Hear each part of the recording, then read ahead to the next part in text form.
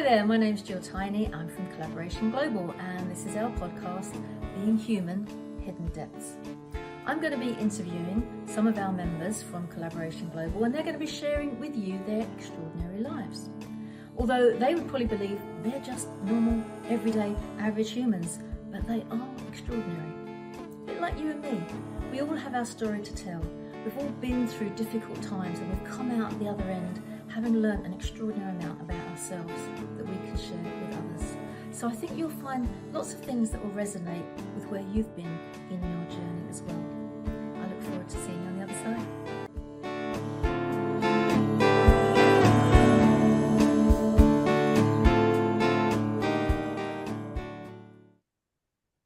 Hello and welcome again to another episode of Being Human, Hidden Depths by Collaboration Global. And if you don't know already, my name is Jill Tiny, the founder.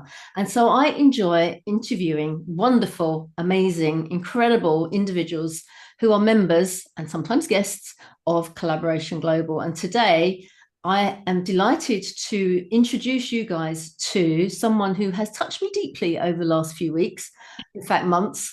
And I'm really excited to find out where her knowledge, experience, and wealth of wisdom has come from. So welcome, Karen Baines. Lovely to have you in the show. Hello, Jill. It's lovely to be here. And I love that I've touched you deeply. Well, it's just, don't you just love it when you meet someone and they tell you things or explain things to you and you're like, I never saw that before. And it's like this little epiphany happens and you're like, Yeah. oh, yeah, and some of the stuff you've said, I'm sitting here going, yeah, I know that, but I'm not doing it. And that's also important as well. So you kind of tune in. And another thing is you say, and it's like, well, and it's almost like you've turned my world a little bit off kilter. And I've gone, I didn't think about it in that way. And that's what I love about it. So yes, I'm excited about this conversation because I get to have you to myself for another. We'll forget anybody else is listening in. Okay, it's just you and Yeah, me okay, let's do having that. a good natter. So first and foremost, I do ask this message to everybody. What attracted you to come along to Collaboration Global and become a member? Well, I was introduced to you by oh gosh, was it Dr. Phil? Oh yes. I had somebody introduced me to him. Right. I had a conversation with him and he said, you need to meet Jill, Collaboration Global, Oh, blah, blah. lovely. And then I hooked up with you there. And we had a conversation, and I love that you're in the UK. Yeah, helps. That's always a bonus for me because I haven't got to deal with time zones. Yes. But I felt that there was a connection there. Mm-hmm. And I love what you were doing when you explained about Collaboration Global because I build my business very much from the perspective of partnership and collaboration. I'm not all over social media. Mm. I don't do Instagram or Facebook anymore. I Right. don't run ads. It's just not how I'm wired. I work with a lot of clients who are fascinated by how I can run my business at the level I do without having those things in place. Mm. And I very much know when that happens, when someone lands in my orbit and they're like, one of the reasons why I want to talk to you is like, how do you do what you do? Where do you get your clients from or whatever without having to do all that stuff? I know that that's because they're wired the same as me. Right. Then I know that it's about the relationship piece. It's the collaboration, the relationship piece. And that's really important to me, not just because of how I'm wired energetically, if you like, but also because one of the universal laws that I work with in my work is the law of circulation, which is all about giving and receiving, breathing in, breathing out, and the collaboration part is very important when it comes to the law of circulation in business. So yeah, I just loved what you were up to. I knew that the universe loved what you were up to as well, just based on what I just said. And it also meant that I was going to be able, hopefully, to connect you with a lot of people that are very much aware that that connection stuff is really important to them, but they actually don't know how to leverage that in their businesses. And it's becoming more important, I think. Oh my goodness. That's why I joined, and that's why I'm here with you now. Oh, lovely, lovely. I mean, one of the things I love is that you are walking the talk. I mean, you've just spoken briefly about energy and alignment and connection. So when I found out that you weren't using social media, shock horror. Oh my goodness, people are scratching their heads now going, how does she get clients? What's going on? And the fact that you don't talk to anyone else's tune. So many people are out there going, you have to do this, you have to have paid ads, you have to post every day, blah blah blah, you got to this and got to that, and da, da, da.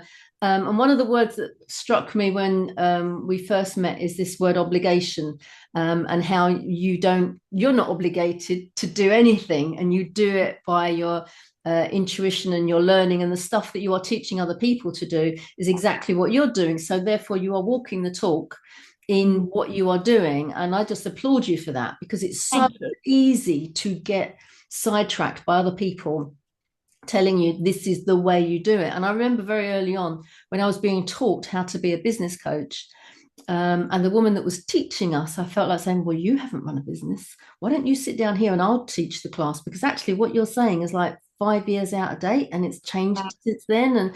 And all of a sudden I was aware that just because somebody appears to be an expert at what they do, for those on the podcast, I'm using the old hand quotes there, it's not, nobody's an expert these days, because things are changing so fast that you can't say that what worked for you last year is going to work for me this year. So when Karen talks, it is literally getting down to the very crux of the matter. So for the people listening, we've hedged around this now already. Tell us what it is that you do. And more importantly, where did it come from? Where did it start? Oh my goodness me. How long have you got? This might be a three-parter. Okay. Let me take a deep breath here. So let me answer the first question, what it is I do. I work predominantly with business owners. I can help pretty much anyone, but my favorite people in the world are business owners. I teach the energetic language of money through alignment. I teach alignment, and one of my favorite catchphrases, if you like, is money is a happy byproduct of alignment. So I teach alignment. I've got my own modality, which is called the Conscious Wealth Code. And the Conscious Wealth Code is broken down into 3 commodities of alignment. And those 3 commodities of alignment are time, money in and of itself, and you and your business, you and your relationships, and how essentially you're broadcasting to the universe whether or not you're available to receive money, because you are broadcasting to the universe every minute of every single day whether or not you're available to receive money, even if what you're doing at the time has got nothing to do with money or business at all, because I teach alignment. So the definition of alignment, as I see it, is you do you 100% of the time, 100% unapologetically, from a place of love. And from a place of love part is usually love for yourself, first and foremost. It's by prioritizing yourself. And as you touched on, if you're running a business, especially in the online space, and a lot of my clients tend to be coaches, consultants, healers, like very heart-centered people, where all of the things that go with running a business aren't necessarily their zone of genius. They just want to show up and do what they do. They want to help people. That's what we want to do. We want to help people. And so all the other stuff isn't necessarily in our wheelhouse. And so we go and we find some experts to teach us how to put these things together. You know, a funnel, a landing page, a challenge, an email sequence, building a program. There's so many things now that come with running a business. Yeah. But because money and anything else you desire, actually, anything else that you desire, because all of that is A, available to you, otherwise you wouldn't want it, but B, is a happy byproduct of your alignment. If you're not in alignment, you're not going to get the results that you want, the success that you want, or anything else that you want. Okay, because everything that you want is a happy byproduct of alignment. And unfortunately, people sign up for other people's stuff and get taught other things that for some people, and certainly for the people that are delivering their expertise, is absolutely aligned for them. Yeah. But then you'll get the people that go along and they're taught something that actually is out of alignment for them because they're just not wired to do something that way. Yeah. And then they fall flat on their butt. They make it wrong about them. They beat themselves up. They've often spent a ton of money. Yeah. You know? And they end up in they can end up in some really dark places.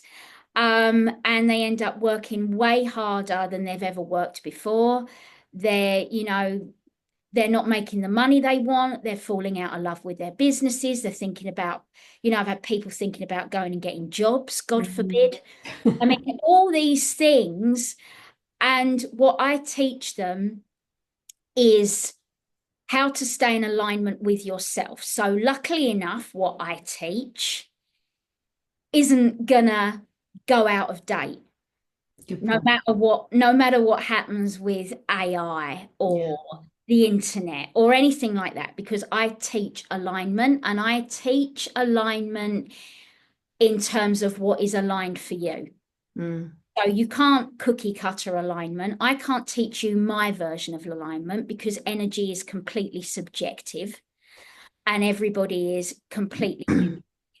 So I teach everybody how to know what alignment looks like for them through my framework, if you like, of the Conscious Wealth Code, which I see as the bridge of it's like a bridge of alignment between who you are now and what you've got going on now at this right in this red hot moment, or where you want to be, say 3 to 5 months now from now. I mean, and I don't talk about manifesting in terms of manifesting as much as a lot of people do, but I am mentioning it a lot more at the moment because I'm really starting to see how my work really is that bridge. When somebody's gotten caught up in the world of law of attraction, in the world of manifesting, in all the different there's so many facets to it, how someone can end up going completely off track in their lives, in their businesses. And when they're designed to serve the way we are, that can be truly heartbreaking. And my work helps people bridge that gap.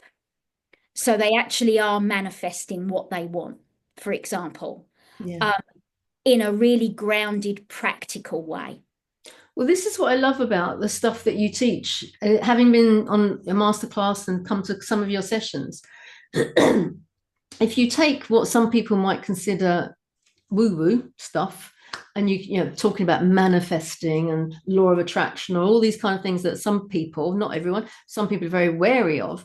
What I love about your stuff is actually, if you just break it down, just think about the practical aspect, is it's pretty much common sense. Yeah. Because if somebody is going to pay money to do a course that promises you XYZ, but it doesn't feel right for you, and feel right might be you've got to make 100 calls, you've got to stand on stage and deliver, you've got to, and all these things are like, oh no, I don't like doing that.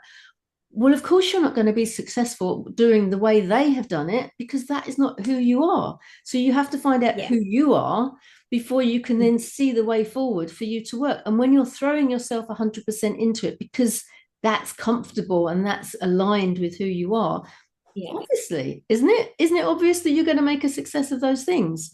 So the stuff that you're putting off that you think you should be, ought to be, need to be doing is stuff that isn't aligned to you. So once you kind of get that language in your head of like, is this me? I want to be natural, authentic, genuine, 100% showing up as me and not this facsimile of me, this avatar, this AI generated other person.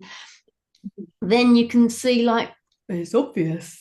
But until somebody shows it right up to your face, you don't really see it straight away. And that's what I love about your thing is you are manifesting, you are attracting the universal laws, you are doing all of these things. But at the same time, if you choose to kind of put a pin in that, you can also see, well, even if I don't believe that bit, I can still get loads of stuff from it because it's practical and it's useful and it's learning about who the hell I am. It's like going on a personal development course. You don't realize the limiting beliefs and the triggers that you've got and all the other things going on until somebody puts a mirror up to who the hell you are. And then you're like, am I like that? Oh my God, I'm like that. Oh, wow. And then in your space, you unpin all the other stuff and then you can magnify what's going on. Yeah. So where did you find this in the beginning? I mean, I'm assuming you didn't just wake up one day and go, right, this is what I'm going to do for business. God, wouldn't that have been amazing? Wouldn't that have been wonderful? Why didn't that happen? Yeah. No, it didn't happen like that at all. I wasn't even a business owner until 2000 and I want to say 2010. Wow. I've got a family. I've got 5 kids in total. My youngest now is 20. And when I the earlier part of my life was really quite a mess, if I'm honest. I was in counselling by the time I was 11, which back then was quite unusual. Yeah. That would have been 1981. Gosh. So it was quite, being in counselling, like an 11-year-old kid in counselling was quite unusual, but I was very unhappy. And I had my story, there was a story why I was unhappy, but it wasn't any worse than some of the horror stories that are out there. It wasn't particularly it wasn't a terrible story. I was just a really unhappy kid. Didn't know why. And always back then felt this deep, heavy sadness, like a void in me that I didn't know where it come from or what it was. And so I attached it to a story. Right. And because I was looking to fix myself, basically, I was obviously in counselling, and then I was a big reader. I've always loved to read. And so then I went from reading, books about Narnia and Middle Earth to reading self-help books. Yeah. So personal development books, self-help books, I kind of got into those. I think probably my counsellor was the first person to give me a book that I could read, and then that was it. I was kind of hooked. So I went through from the age of 11, reading and learning about personal development, but nothing actually made any difference. I was still deeply unhappy, without really knowing why. With always a sense of it's not meant to be like this. I knew I was unhappy, and I had a story that I'd attached to it and blamed it on, but I knew it wasn't meant to be that way. Right. And while that was all happening, I was always very aware of money because we didn't bloody have any. I know that feeling. Yeah. So, my mum was single. There were three of us. I was the eldest of three. Right. And the have and have nots were always very, very evident to me because my mum was the youngest of four, and her three older siblings, like her eldest sibling, my aunt, was one of the first ordained priests, female priests in the UK. She Oh, went to wow. Oxford. She went to Oxford University. She lived in Shenfield and she's very posh. And my mum used to clean her house. All right. And I mean, she was lovely, don't get me wrong, the love was there, but and she was married to a very successful solicitor. Mm-hmm. My cousin ended up being a barrister and Wow. also went to Oxford. So there was all that. And then there was the two brothers in between, and they were, you know, what you would call sort of maybe middle class. It didn't feel like they were working class, you know. It wasn't. And then there was my dad who separated from my mum when I was at a very young age. He was basically my story. Right. Uh, and he always had money. So I always felt like he left us and he was rich and we were poor. And Oh, so I see this happening. And it made no sense because we all came from the same parents and whatever. So it's all a bit weird. And I was like, I just don't get this. And then as I grew up, my little brother always landed on his feet as well. So he always seemed to have money flowing. And I was how like, I come? don't, how odd is this? This is crazy. Mm. So I always had a fascination with that. And I was determined that that wasn't the way it was meant. I just knew it wasn't the way it was meant to be. I just knew it. I didn't know what to do about it, but I knew it wasn't meant to be that way. Mm. Um, and anyway, I guess long story short, I met my husband. We had an interesting first decade together.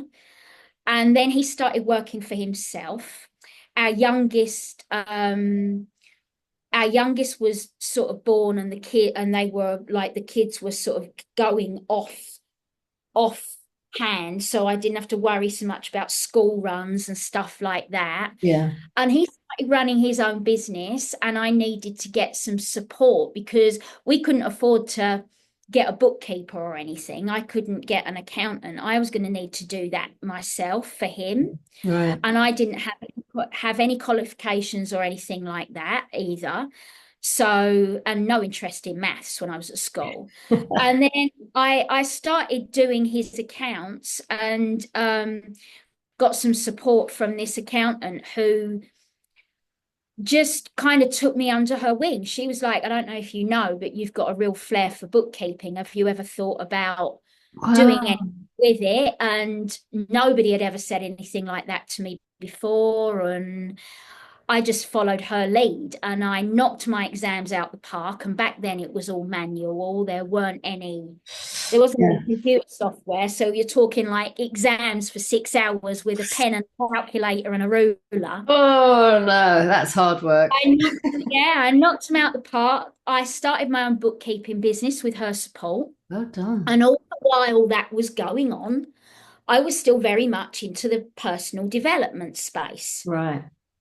And then the healing space showed up. Okay. So some universal law stuff started dropping in, and I started getting very interested in why I was still so unhappy. I've got a great husband, I've got a great relationship, I've got great kids, we've got some money trickling in now, Yeah. you know, but I'm still really unhappy. What the heck? Oh, I yeah. always thought it was the money. It's not money. So then I was like, okay, well, I keep pootling along doing this, and somewhere or another, how it happened, I don't know.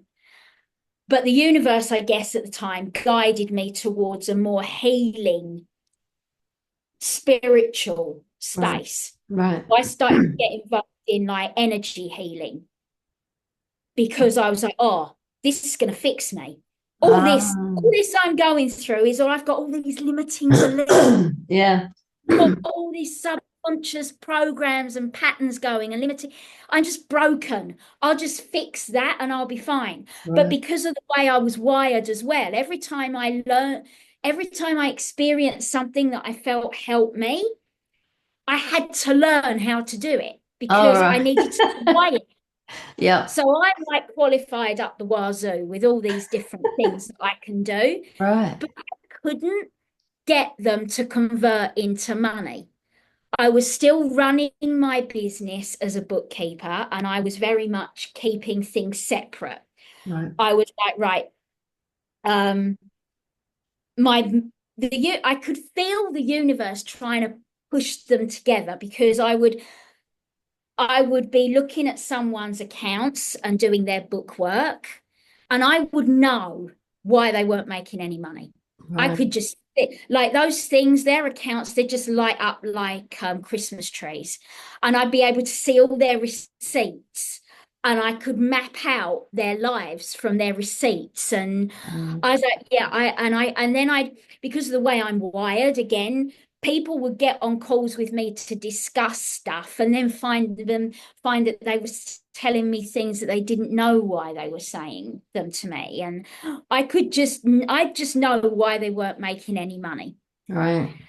It's very difficult for me because it felt very inappropriate a lot of the time to say anything, so I wouldn't say anything. Oh. And the universe was like, no, bring it together. I'm like, keep it apart, bring it together, no, keep it apart. And that Wow. struggle went on for quite some time. And then I was in, so I'd learned all, like when I learned about manifesting. So when I learned about the law of attraction, which was Mm. probably around 2012, I felt like a light bulb had gone on in my life. I felt like it was, oh my God, I was blown away. And I was completely mesmerized by it. I felt like I'd found the missing link in everything. Wow.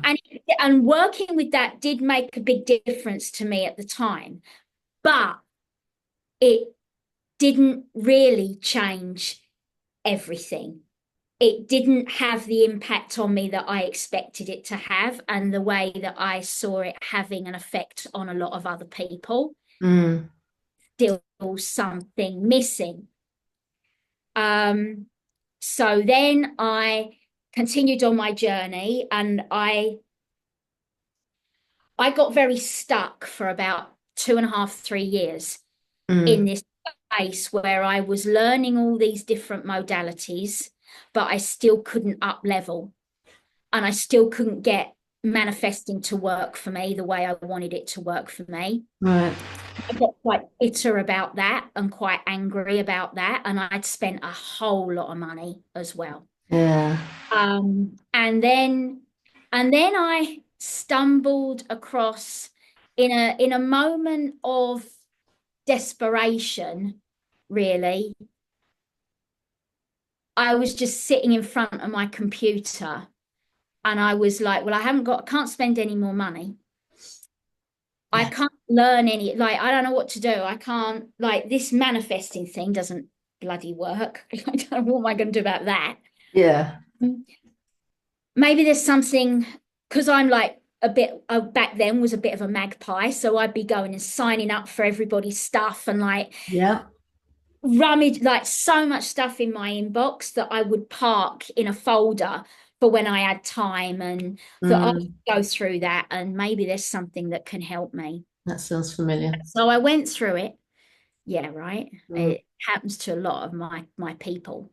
Um, then I went into that particular folder and I came across something that I'd paid for about 2 years earlier. And because I'd already paid for it, I didn't need to shell out any more money. And it was all there for me. And I thought, right, well, I want to go and have a look at this. And it was all about the Akashic Records, which is very, Oh. you can't get much more woo than the Akashic Records, right? Mm. Um, and I had a real talent for it. And I mean, really, in terms of my business, that was the start of the real journey. I'd spent what I call 2.5, 3 years in what I call, and I hope I'm not going to offend you or any of your listeners, but I call it spiritual and mindset masturbation, where you're literally just spending hours and days on end visualizing, vision boarding, journaling, Yeah. happy thought thinking, clearing energy. I spent years there and it Mm. never made a blind bit of difference to me. In Wow. fact, it got me in a ton of debt. Yes, I can imagine. And I've heard that story over and over again Yeah. from people that have found their way to me. And when I started working in the Akashic Records, to be honest, there was a part of that that was still very much the same kind of thing. Like I'm facilitating a healing in the Akashic Records and blah, blah, blah. And people are paying me a lot of money because I did up level very quickly. I Mm. found something that I was really good at, that I was able to hang everything else that I'd ever learned Yeah. on. Yeah. And it was Just a quantum leap for me back then. just for the sake of people that have no concept of what the Akashic records Oh are, yeah, of can you course. just briefly explain? Yeah, the Akashic Records are the database. The way I see it is that they're the database of the soul. Lovely. So they're held at the fifth dimension where all the laws are and where the angels and the etheric realm is. So it's like I said, it's very, very woo. Right. There, and it's the database for the soul. So everything is held in there. Uh, Mm. but what I was looking for when I was going into someone's Akashic record was basically all the choices that they'd made in their life and their previous lifetimes. Can't believe I'm saying all this out loud and where I am now. But yeah, I was going in there and I could see where they'd created all their limiting beliefs and Right. Yeah. restrictions, and I was able to tell them all about it and clear it all out and recalibrate it all so that they could actually move on in this lifetime. Yeah. But the issue with it was, what I realized was that that actually didn't make any real difference, really. Okay. Because I could do all that and I'd have clients that would have massive breakthroughs. Of course I did. Mm. But the only way that they were going to ground that massive breakthrough and make it part of their normal was if they actually aligned with it and grounded it in for a minimum of 3 to 5 months in their life now. Yeah. And so then I was like, why am I doing all that?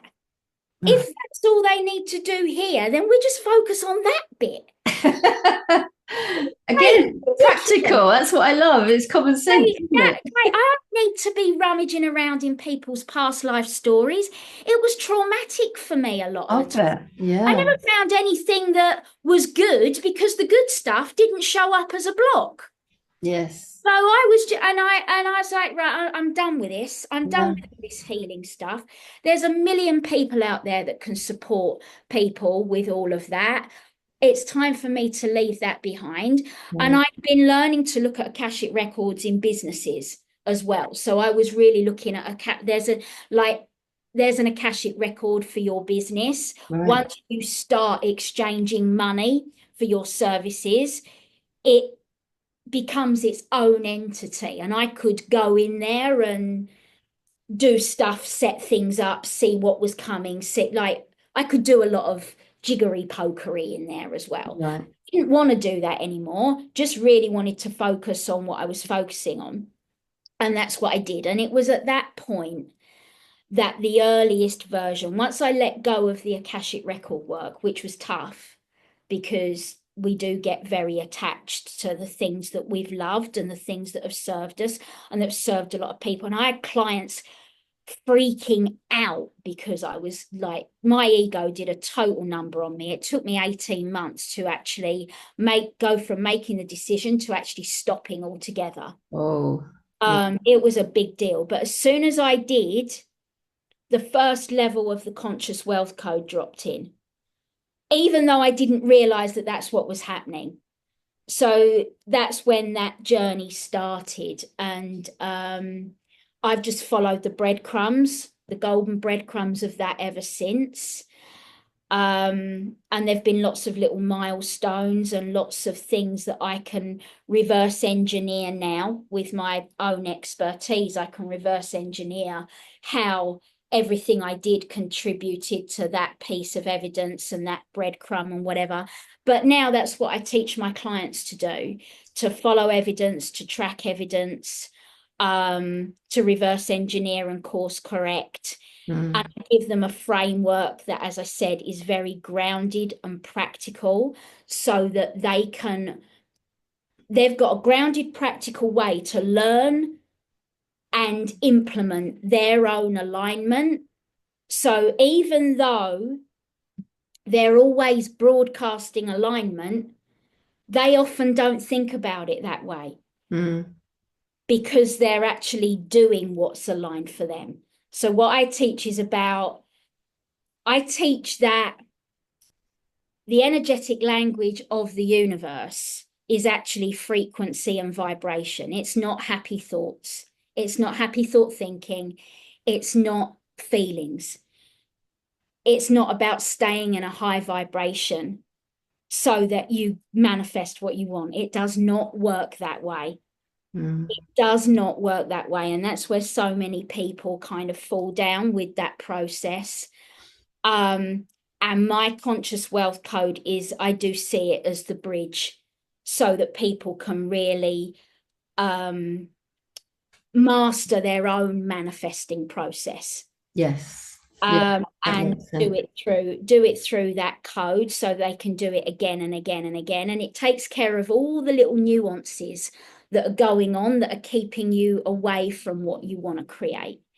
And I feel incredibly privileged and honored to be a steward of the work that I do. And I love what I do very much. And I was just going to say, at what point did that void that you'd been carrying most of your life, presumably it's not anymore. So when did it kick in? When was it? Was it with when did that stop? It probably was when I started with the Akashic record work and I started to really understand energy. That was the earliest version of the way I understand energy now. Right. That was kind of like me, like being able to be in the Akashic records and see energy the way I did and translate it the way I did. It kind of, I cut my teeth there, if you know what I mean. And then when I let that go, or not even when I let it go, I mean, I worked with the Akashic records in various ways, probably for like 3 years, 4 years. So I